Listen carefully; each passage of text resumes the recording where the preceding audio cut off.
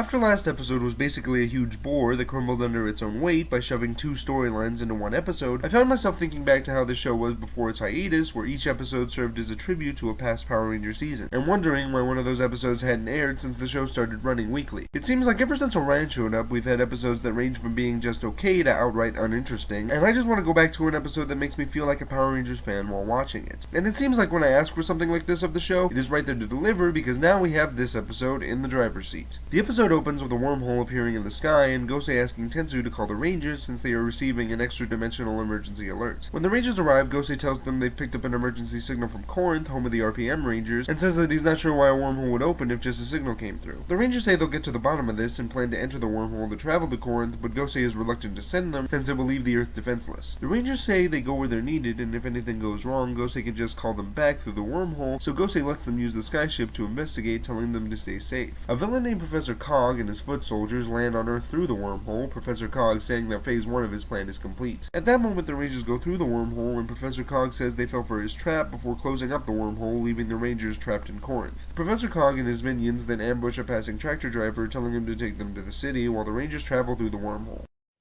Incredible! I've seen some awesome things, but nothing like this. It really is amazing. I'll say. I mean, we're traveling through a tear in the very fabric of time and space. Yes, that. But I meant just being a Power Ranger. Think about all the lives we made a difference in. All the times we've saved the world. Oh, Orion. I'm sorry. No, it's okay. I just wish I'd met you guys earlier. Maybe then my planet could have been saved. But thanks to you guys, I kind of have a new home. And even better, I finally get a real chance at stopping the Armada before they hurt anyone else. That's right. The Rangers reach Corinth and are in awe of the city before they see a car Zord with an RPM logo on it speeding by. After checking the database, Noah says the Zord is called the Turbo Falcon and that it was locked away because it couldn't be controlled. The Rangers speculate on how the Turbo Falcon got free, Troy saying that someone could have let it out before we cut to Professor Cog attacking the city. In space, the aliens look on and determine that Professor Cog has come to take over the planet, with Vakar saying that that's his job and wondering where the Rangers are. Damaris and Levira say that maybe Professor Cog got rid of the Rangers, and Vakar becomes jealous, saying he won't let Earth go without a fight, telling Argus and Levira that they are all going down to Earth to take Professor Cog out. Back in Corinth, the Rangers theorize that the Turbo Falcon escaping is what set off the emergency alarm, and try to talk the Zord into stopping, but it ignores them and drives off, so the Rangers chase after it. However, the Turbo Falcon starts blasting them, so Troy tells the others to get into their individual Zords to catch the Turbo Falcon. Professor Cog is confronted by the Armada, and Vakar introduces himself as the Prince, saying the Earth belongs to him. Professor Cog comments how he finally got rid of the Rangers, only to have someone else get in his way before the two evil forces engage in battle. Tensu sees what's happening and asks Gosei who is fighting the Armada, and Gosei recognizes Professor Cog, telling Tensu to get the Rangers back from Corinth immediately since he fears they may have been sent into a trap. Speaking of the Rangers, they are having a hard time getting the Turbo Falcon under control, so Troy tells them to form the legendary Megazord so they can tame the Zord like an animal, which they do after riding on top of the Turbo Falcon and using chains to force it to stop. Gosei then calls, telling the Rangers they were tricked and are now trapped in Corinth as Professor Cog fights the Armada for control of Earth before losing communication. Man, this is bad. The Rangers are trapped in another dimension with no way to contact Gosei or get back home. How will they ever get out of this? What's it doing? Oh, great. That Zord's going crazy again. No, look! I think it's trying to tell us something. I think it wants to help us. Hey! Where's he going? It sure looks like he's going crazy. Just trust me. Yeah, you were right. Oh, man.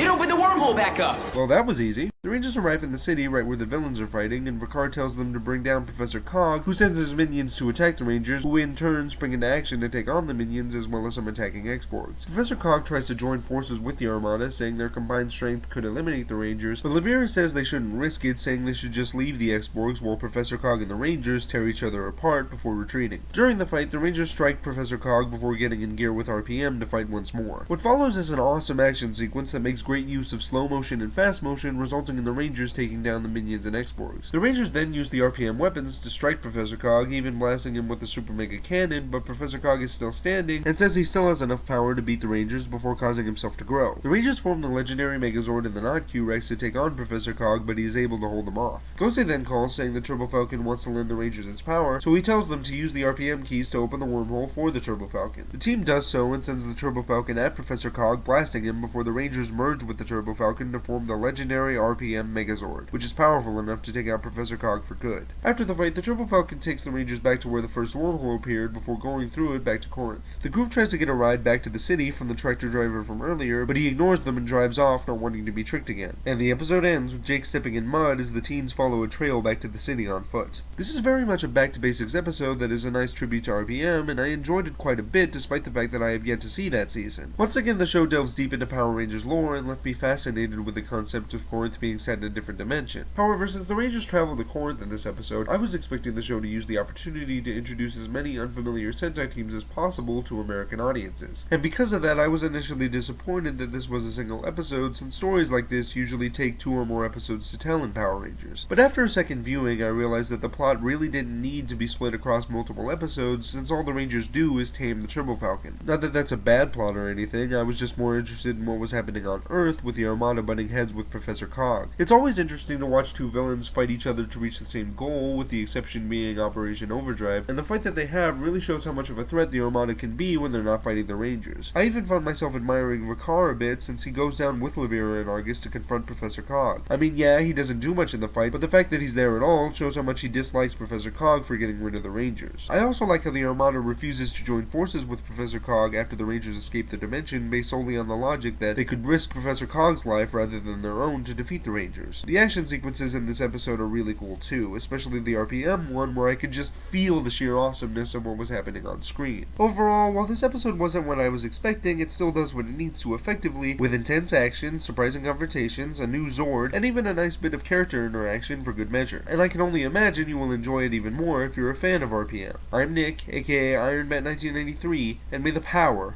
protect you.